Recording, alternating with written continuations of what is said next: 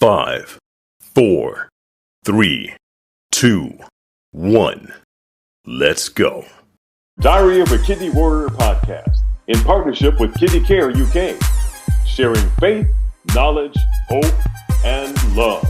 Hi, my name is Dee Moore, and welcome to the 100th episode of Diary of a Kidney Warrior podcast.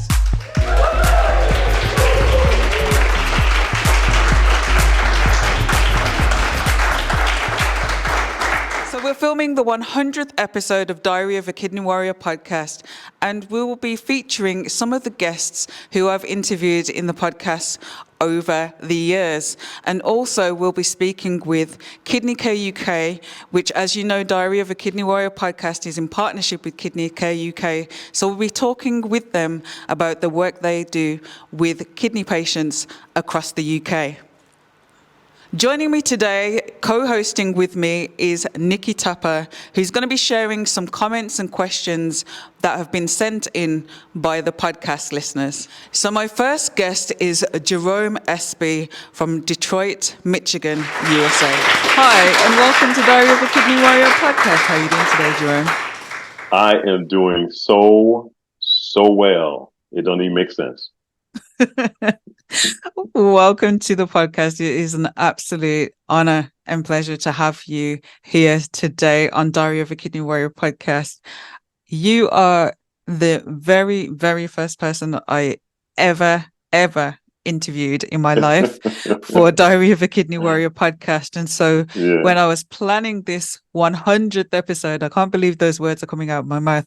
When I was planning this 100th episode, you know, I've interviewed so many people, so many wonderful people over the podcast, but there is no way that I could do this 100th episode without you, because you were where it all began. I mean, literally, you are the very first voice that was ever heard on Diary of a Kidney Warrior podcast with your voice. And so I had to start this 100th episode with you to give you your flowers, really, because you have been an inspiration to me personally. You've been, through the podcast, we've grown a friendship. You're a brother to me, my kidney brother, and a mentor. And they teach you the medical side of when you go to your medical appointments, and they teach you the medical side, but you don't actually get lessons in terms of how to cope with kidney disease. And that is absolutely something that you have helped me. You know, I think people see that the content that I put out is always with a foundation of hope and encouragement. But there's days where I struggle. There's days where, you know, a video called you and you're like, "Hi, Dee," and you're like, "How are you?" And then you see my face and you're like, "Oh, no, you're not okay." And you have been a rock and safe space for me. So I just want to say, in front of all the viewers and all the listeners, thank you so much for all your help, support, and being my safe space through this kidney warrior journey. Thank you so much. I'm so honored. I'm so honored to. Honored isn't even the right word, but it's. I don't believe in coincidences. And so I'm just so blown away that the opportunity to know someone of your caliber, because of what you do and who you are, who you show up as, who people show up as is important. And you've been very careful to be authentic and real, and to share that authenticity with an audience, an ever-growing audience. And so I'm just honored. I consider you a sister and a friend, and I'm so blessed to have someone of your caliber in my life. I think I'm thankful every day for you and for my friendship with you. Oh, thank you so much. We've recorded 2 interviews together, and the first one was your kidney warrior story, and the second episode 2, and the second one was it was for World Kidney Day, and it was titled "What Not to Say to Somebody Who Has a Chronic Illness." And you know, I've recorded, you know, many episodes, and I think that has to be one of my favorite, because there was some real stinkers on that one. I mean, Oh you would man. not believe the type of Uh, things that people say to people with chronic illness. I think right. sometimes when, you've had your diagnosis, people haven't seen you for a while, they see you and they kind of don't know what to say and end up Yeah. saying really terrible things. And Hmm. the listeners sent in things, and honestly, they were shocking. So do check out that episode, so you can avoid saying these things that can really be not helpful, shall we say, for somebody Hmm. with a chronic illness. So yeah, Right. please do check out that episode, what not to say to somebody Exactly. with a chronic illness. Exactly. Exactly. But yes, going back to your kidney warrior story. So as I said earlier, you are literally the first person I've ever interviewed ever. And Mm. you shared your kidney warrior story, your journey with peritoneal dialysis, and also your transplant story. But I have to say that one of the most impactful things for me during that interview that helps me to this day was you had a way of expressing it, and you said through the process of dialysis itself, you learn to kind of different way of thinking, a new mentality, and that was with the drain, Mm. fill, dwell. Hmm. So, I mean, please do check out episode 2 if you haven't yet listened to that episode. But I really wanted to just do a short focus on that. So, for anyone Sure. watching, anyone listening that hasn't heard the interview, could you explain to them about the drain, fill, dwell mentality? Sure. I'm so happy to do that. I've been really blessed, aside from being having you as a friend, since I got my kidney in December 20th. It will be 5 years. So I'm coming up on 5 years, which is so Congratulations. amazing. And so over that 5 year period, I've been so honored to mentor or talk to over 220 people. Wow. And so you think about you think about the things that we go through, and that sometimes they're not just for us. It's difficult for us to go through them, but many times the path that we take is for other people. And it's like your journey and the journey that you have shared, that you're going through this, but while you're going through it, you're able to help other people. And so I just count it such an honor to be able to talk to people, because like you just said, we get the clinical side and the doctor's like, okay, you got to do this and you have to do this and you got to do this and don't do this. But then you're left with, okay, but what about what I'm thinking? Right. And so you get with peritoneal, and I know I've talked to people with him on hemodialysis too. With peritoneal, you're kind of overwhelmed. They give you this huge device and they bring it in your home, and then they start shipping you every month. They're shipping you 30, 40 boxes of huge boxes of solution. And so at the beginning, I needed a way to get through that. I started early, cutting off people, cutting off things I watched on the internet and all that kind of thing that would get me out of a space that was in positivity. So I was very purposeful about that. So when I first got that cycler in the house, started looking at the process. I was real careful, turning off fans, cleaning, and all those things. But then when you look there's a little black window in there. And when you hook up to the machine, there's the first part is drain. And then the second part is to fill, and the third part is to dwell. And so I'm a spiritual person. So I got real sanguine about that whole process. Like, okay, drain. And when it came down to it, it's like, okay, drain. This machine is draining out the toxins. It's draining out the bad things in my life. And it's preparing me to take in something that can cause more things to be.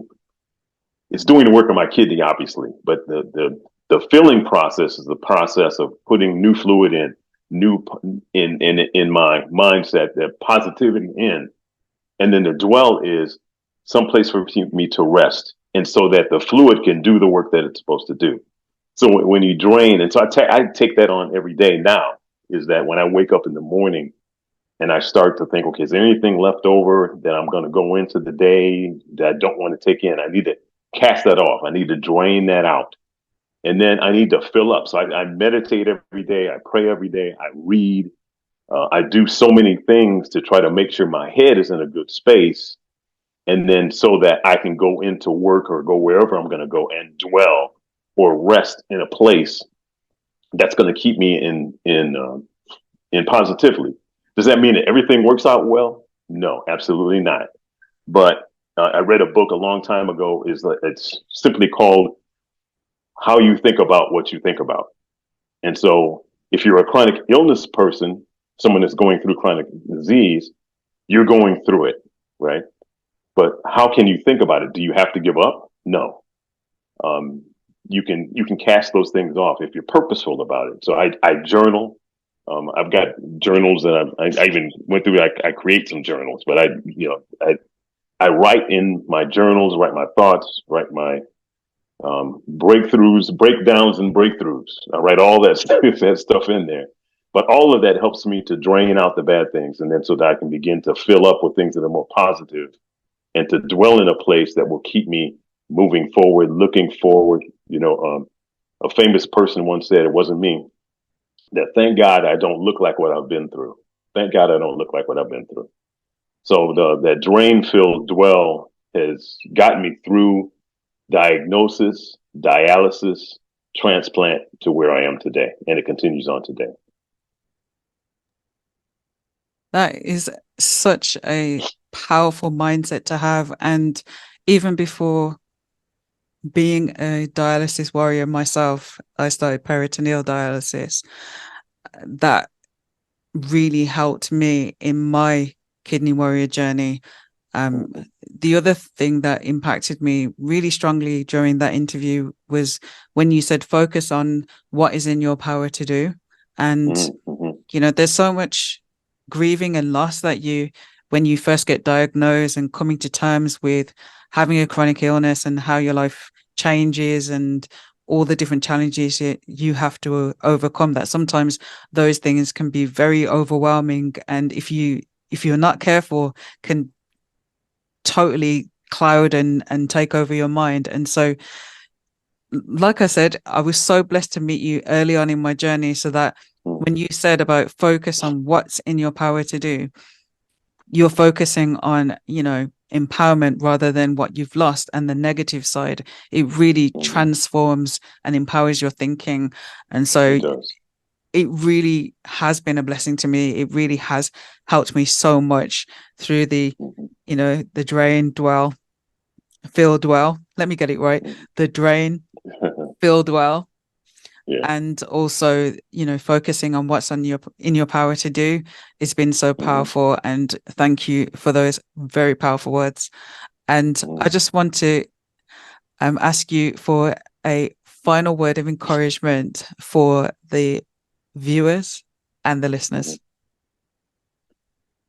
If we think about, and not that I'm no sage or guru, but if you're going through a chronic disease or a emotional challenge or a relationship challenge, you were brought to this place to go through this place, to go through it. You brought to it to go through it.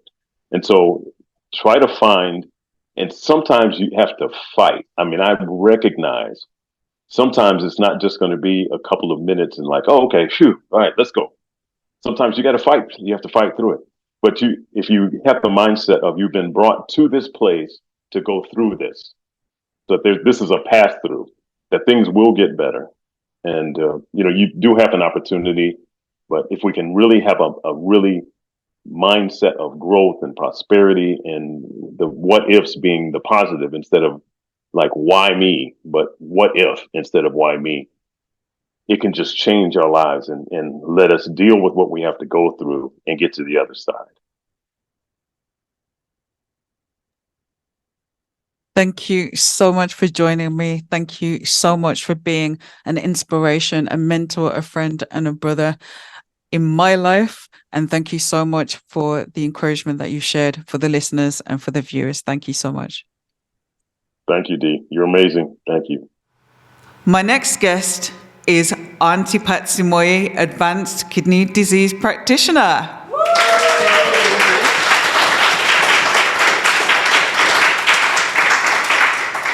Now, I also wanted to say that Aunty Pat also received a BEM for your work with kidney disease, which I think is an absolutely deserved award. So also give another round of applause. Thank you very much. So Aunty Pat we've been interviewed on the podcast more than any other person. You've been with me episode 3, 4, 5, 15, 16, and 87. So we've done a lot of interviews together, and I must say, and I want to say publicly that I am so blessed and so honoured to have met you so early in my Kidney Warrior journey. Before I knew anything at all, I had the privilege of meeting you at World Kidney Day in 2019, and you were giving a workshop and a lecture, and I was absolutely blown away by this lecture. I learned so much, and I sat there and I was like, I really need to speak to this lady, and plucked up the courage, and I went with my blood results, and I was like, I don't understand what any of this means. Please, can you explain it to me? And you were so gracious. You spent the time, you sat with me and took me through my blood results, and that sparked something within me. And that was one of the first interviews that we did together. It was inspired by that, where we went through renal blood results, explaining each part, and that has been something that's been really important to me throughout the podcast, is education and empowering people with knowledge to navigate their kidney disease, because living with kidney disease is tough. And if I can share something that makes that a bit easier, then that's what I'm all about. And you just have a way of explaining things and breaking things down to make it so much easier to understand. So I'm so glad that you're joining me today, and thank you for everything. And I publicly want to say thank you so much for everything that you've taught me. You've been the foundation of everything that I know when it comes to kidneys, so thank you so much.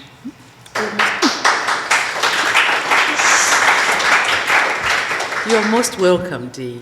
When I met you as well, I was quite excited actually to meet you, because for the first time somebody just came with their blood results and said, what does this mean? Tell me what it means. And when we went through everything, you actually asked me that to join you on your podcast, because you wanted me to explain things the way I explained to you, because it meant so much.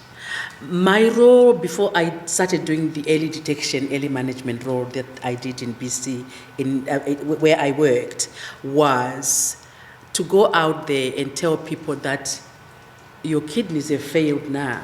You need to start on dialysis. Here are your options. And people used to look at me sort of this thinking, could I have ever done anything to change it? Who was supposed to have told me? There were so many questions. And seeing you coming that earlier on, trying to fill in those gaps, was very exciting to me. And it's always something that I've always wanted to do, to actually go out there and explain as much as I can. The bits I don't know, I don't lie about them. I go and find a man or woman who knows, and then I'll come back and tell you. So it was a wonderful thing to meet you as well. And even more exciting to find that not only are you keeping that information to yourself, you are sharing it with the whole world. That's what I've always dreamed about. Prevention, I know, is your passion. And so I wanted to ask you, how can people prevent kidney disease? There are preventable causes of kidney disease, and there are also causes that you can't do much about. On the prevention side, all of us should drink enough. We need to flush our kidneys. That statement is not a hoax. It's real. We need to drink enough. Like I always say to people, how much do you need to drink is your weight in kilograms multiplied by 30. Okay? That's what the dietitians say. They say 25 to 35, but I just take 30 from the middle. So try to drink enough of water. I'm not meaning alcohol by any chance. I'm saying water. And And just remember as well that if you are coming from a family where there is kidney disease in the family, you may need to be checked as well. If you've got high blood pressure, and you know you've got high blood pressure, you should be taking your tablets. If the one that you are on doesn't work with you, you can go back to your GP and ask them to give you another one. So you can actually change things that way. If you are diabetic, 42% of diabetics, it doesn't mean that you are doing things wrong or whatever, but 42% end up having chronic kidney disease. And how you know is because your kidneys will be losing protein in the urine. So for any diabetic people, for anyone with high blood pressure, it is your responsibility. When you go for your yearly checks, take a sample of urine so that they can also check on whether the kidneys are getting affected by the diabetes by showing protein in the urine. If you don't, and you go in and say, oh, I don't have a sample this today, the next time it is going to be checked is after a year. That's too long. So let's look out after ourselves. Yes, we are talking about getting enough information so that we can make informed decisions is very, very important. Make sure that you go out there, you get all the information, and you look after yourself. Okay. Thank you. And can you give a final word of encouragement for the listeners and the viewers? And again, I'm going to say, take a lot of information out there. There are websites that are good. The Diary of Kidney Warrior is very good because you interview professionals. And I think that is very, very important. You have to be careful which ones you go for because there are some, I could set up something and just start talking about things which may not be true. So just remember that. There's also Think Kidneys. You can also look at sites like that. They've got enough information so that when you go to a clinic appointment, you understand what's going on. If you don't understand what goes on, nephrologists are very, very good. They'll tell you what you want to know. But if you don't ask, then they will never know. Thank you. Thank you so much for joining me, Aunty Pat. Let's give a hand to Aunty Pat. Thank you very much. My next guest is Phoenix Halliwell, who is a campaigner and kidney warrior. And he joined me in episode 85, where we talked about the cost of living crisis priced out of existence. So can we give a hand for Phoenix?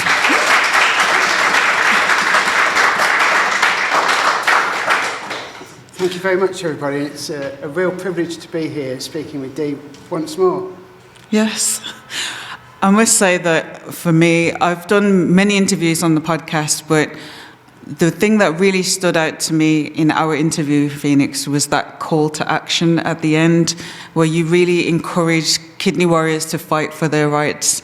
And as you know, that's something that I'm very, very passionate about, and that's empowering people. So I'm really glad that we can come together for the first time. It's like I've met so many people virtually, and seeing you face to face today is really a pleasure. So it's really great to see you today. Thank you very much. So following on from our interview where we talked about the being priced out of existence, all the cuts that's happening in the government that's affecting kidney patients in a very, very negative way, people not knowing what their rights are in terms of remuneration and getting payments and supplements to their income to help with the cost of living, the cost of running dialysis treatment. So I just wanted to discuss with you more about that and actually hand over to you in terms of the first point that you wanted to share this time around. So I'm going to hand over to you. Thank you very much. So my first point that was listed was the stigmatisation of the disabled community, both by the government, the media and the welfare state. There's been a commission recently by the United Nations Equality and Human Rights Commission, which has previously engaged with the UK government and told them that they were measured and found wanting. And unfortunately, over the last 6 years, things have not got any better, to the fact where the government has declined an opportunity to partake in meeting with the UN Council about this. Unfortunately, lots of charities had done lots of hard work to show how the welfare state and the support for the disabled community is failing people. They still committed themselves to turning up, to going to Geneva to the UN Convention, and they've got, because of the government's apathy towards the subject, almost disdain, I'd say, all these charities have got to go raise funds and go again when the government, if they actually do turn up. I think it's a shame that the disabled community is so undervalued. I think we have a lot to offer. I think also there's an aspect of disability that scares some people, because it reminds them that we're not as invulnerable that we like to think that we are. I mean, recently there's been a cross-party committee for the work and pensions, and it was, I don't know how to describe it actually. They actually turned around and said that they've actually asked the government to update benefits to support the disabled community, and even they admitted that the £150 cost of living crisis that was being offered to some disabled households, considering it doesn't touch the sides.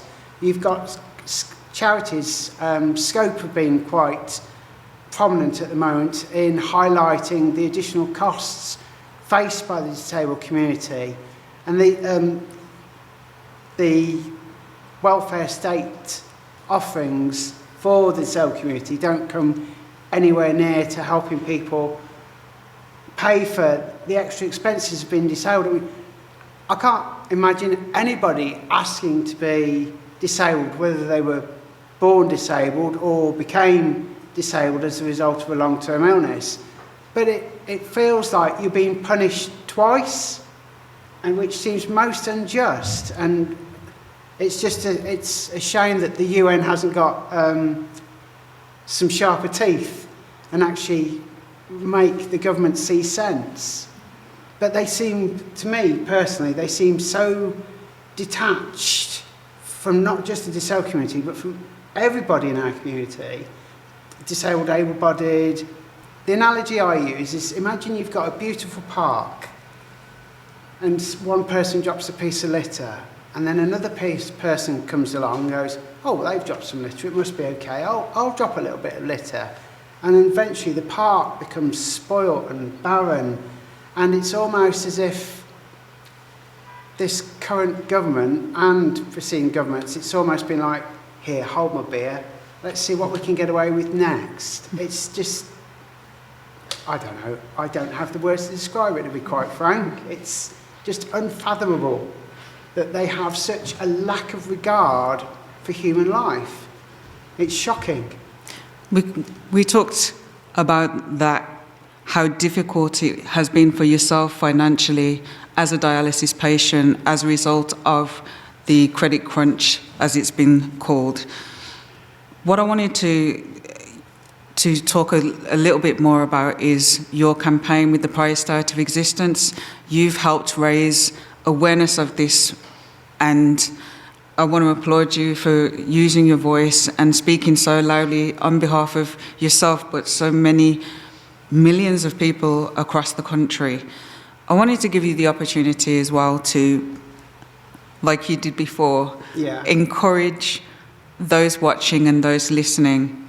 Basically, I was getting a little bit of remuneration from my trust to cover the cost of dialysis, and I was watching my electric bill go up and up and up and thinking, hold on a minute, something's not right with the picture. So I did some investigating, found some documentation with regards to how people are remunerated, and thought, okay, that's not right. That, considering how much, I've only got experience of kidney dialysis. So a kidney dialysis patient that dialyses at home saves the NHS quite a bit of money. But then with the same hand, depending on which trust you're with, you're punished for having dialysis at home because you're paying to sustain your own treatment, which didn't seem fair. So when I did my research, I found that the legislation was guidance. And I believe through the work done with Kidney Care UK and the Priced Out of Existence campaign, we got that document changed from a piece of guidance to being mandatory, so that all trusts should be refunding any patient that has any form of home treatment, should be getting reimbursed the full cost of their expenses. Because as has already been said, nobody asked to be disabled. Why are you being punished for it?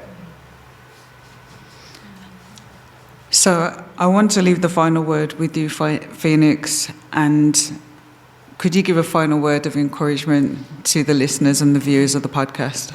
I would encourage every listener to educate themselves, because in knowledge is power. Don't take things at face value. Investigate, dig, learn, and use that voice and unite, galvanise. Governments should be scared of their people, not people scared of their governments. We're in a country where the rich get what they want, but the poor can't get what they need. The injustice is ridiculous, and the best way to defeat it, educate yourself. Go and find out. Go and talk to people and unite. Thank you. Thank you so much for joining me.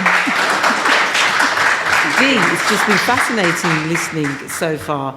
Phoenix was so passionate. It was a joy to hear that. And I think his last statement there about uniting really fits in well. You've had some comments coming in, haven't you, on social media, haven't you, Dee? Yes. Right, and so let's hear one of them now. This is from Mairead on Facebook. And she said, "Hi, I just want to say that I think your podcasts are great. I think everyone's stories are so inspirational, even though everyone has been through such tough times, they are still so positive. I was especially inspired by Darren on your last podcast and look forward to hearing part 2. I'm going to be starting now these are the key things for me, Dee, so you're going to help me out with this. Peritoneal dialysis soon, and want to thank you for all the information you have provided. So many thanks to you, Mairead in Dublin. So my next guest is Sarah Oakley, who is the Director of Patient Support at Kidney Care UK charity.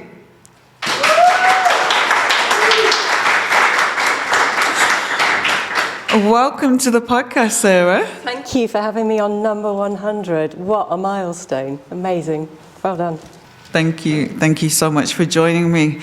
Now, following on from the interview with Phoenix, where we talked about the cost of living crisis, I really thought that it would be good to talk about the work that Kidney Care UK do for kidney patients across the UK. Many people might not know that Kidney Care UK doesn't receive any government funding, and so donations is very important.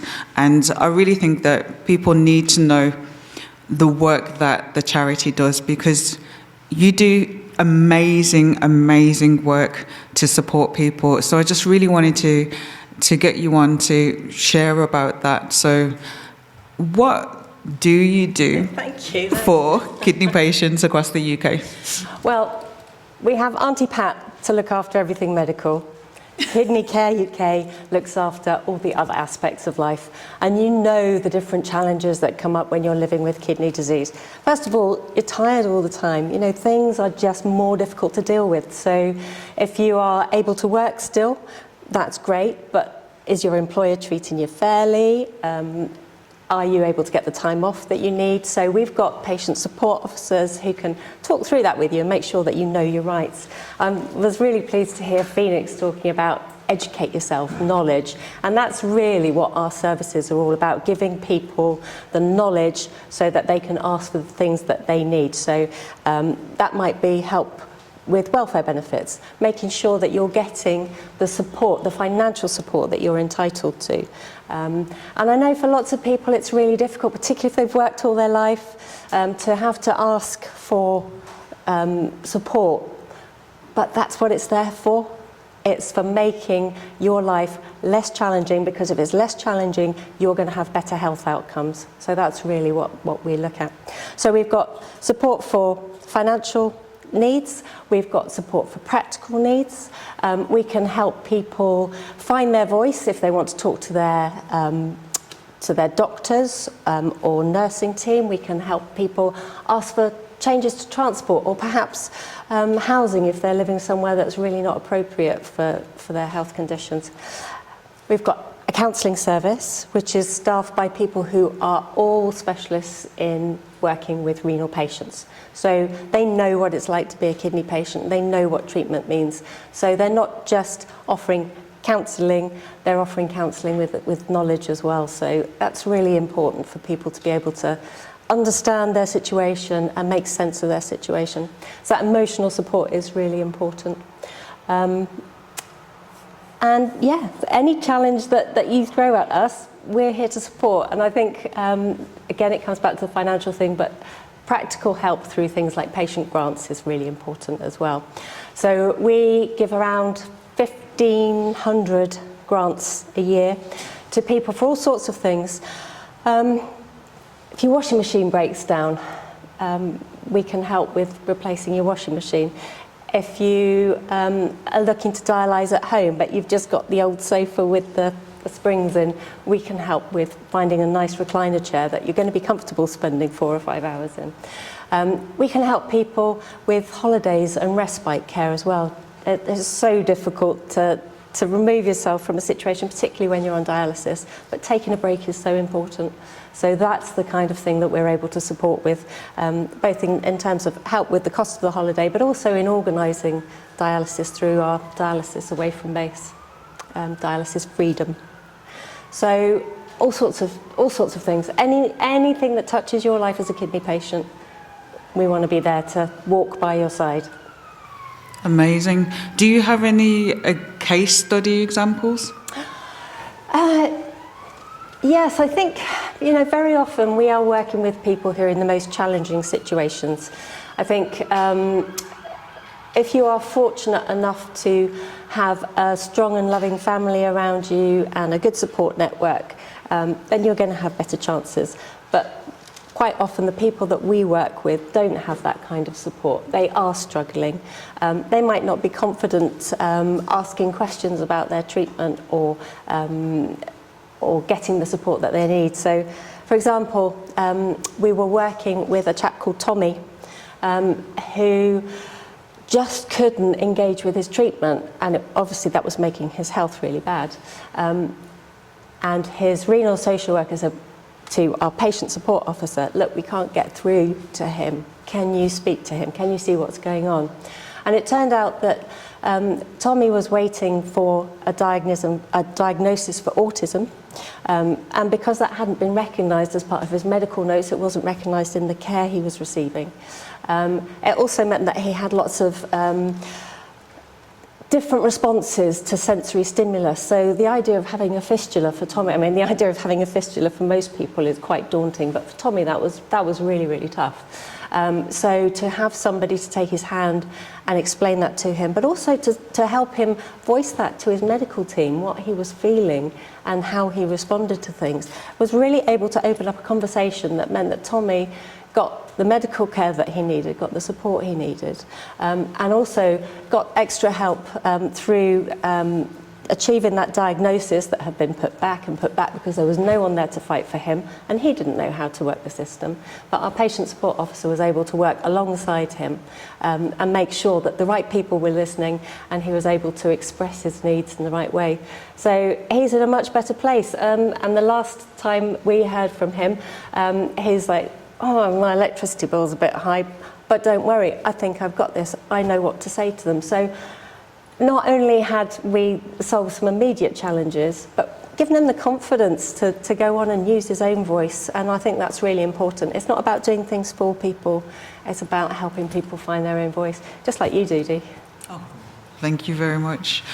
Would you like to share a final word of encouragement, a final word for the listeners? Yes, I think I'm going to echo Phoenix in saying educate yourself, knowledge, and come to Kidney Care UK, because we have, if we don't know the answers, we'll find out the answers for you, but we've got a huge amount of experience for dealing with all of the challenges of life.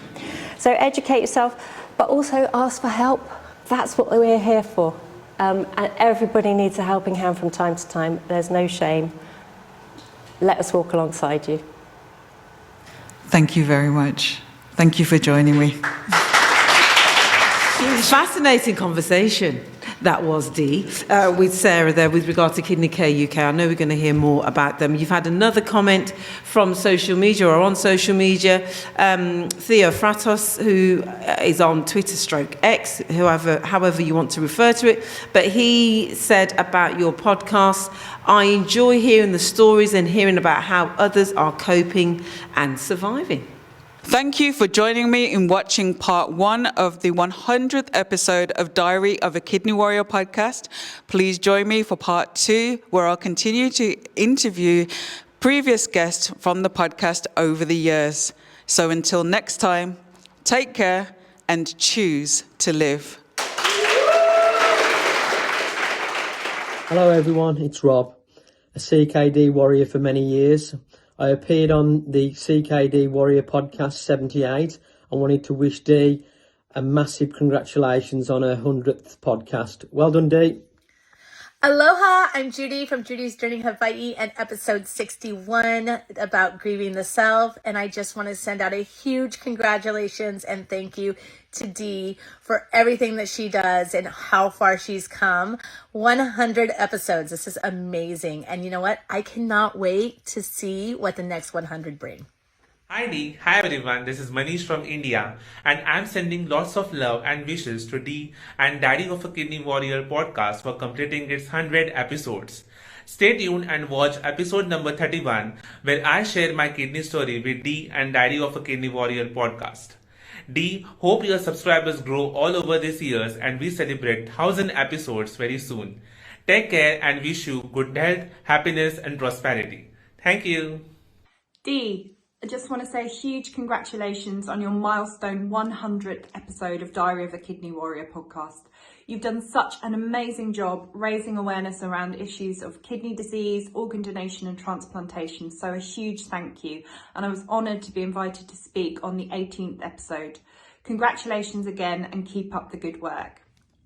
Hi, my name is Jerome Espy, and I was on episodes 2 and 24. I'm so excited for this great milestone. 100 episodes. Can you believe that? I was there at the beginning and just always been a good friend. Dee is an amazing person. So glad for what she does because it changes lives. My name's Sarah Oakley and I'm the Director of Patient Support Services at Kidney Care UK. And I'm thrilled to be on the 100th episode of Diary of a Kidney Warrior podcast. Congratulations, Dee. It's an amazing achievement. My name's Malcolm Packer from Kidney Cancer UK. You can hear all about us in episode 60 of Diary of a Kidney Warrior. We'd like to congratulate Dee and all the team on our 100th episode of her podcast. Long may it continue. Hi everyone, my name is Chelsea and I'm a researcher focused on improving the well-being of family and friends of people living with kidney disease. And I was lucky enough to be a guest on episode 56 of the podcast. And I just want to give a big congrats to Dee for reaching 100 episodes, a great achievement, and hopefully many more episodes to come. My name's Ovi Azanara, and I'm the specialist podiatrist, and I was featured on episode 96 of Diary of a Kidney Warrior. Very proud of Dee and all that she's accomplished to get information out there to support others living with chronic kidney disease. I'm really excited about the centenary celebrations. Hey guys, my name is Jonathan Traylor. I'm the host of Hope with Jonathan podcast. I wanted to come on and congratulate Dee Moore from a Diary of a Kidney Warrior podcast on 100 episodes. That is huge. And thank you, Dee, for creating awareness for chronic kidney disease and kidney patients everywhere. I had the opportunity, a special opportunity, to podcast with her on her podcast on episode 40, now streaming everywhere. But again, from Hope with Jonathan podcast, we want to send you out a huge shout out on 100 episodes. God bless. Hi Dee, Angeline Taylor, renal dietitian here. Just want to say a huge congratulations. What an amazing achievement, getting to 100 episodes. I know that you've helped a lot of people along the way, and I've been really fortunate to be part of that journey with 4 episodes. So I've got episode 50, a guide to having a kidney-friendly Christmas. Episode 52, healthy weight loss with CKD. Episode 65, plant-based diets for people with CKD or a kidney transplant. And finally, episode 74, plant-based diets for dialysis. So I have been really fortunate to be part of 4 of your 100 episodes. Thank you, Dee, and congratulations again. Hi, I'm Phoenix Halliwell, and I was on episode 85 with Dee, talking about the cost of living crisis and the consequences for home haemodialysis patients. I'm looking forward to Dee's centennial podcast. I hope to see you there.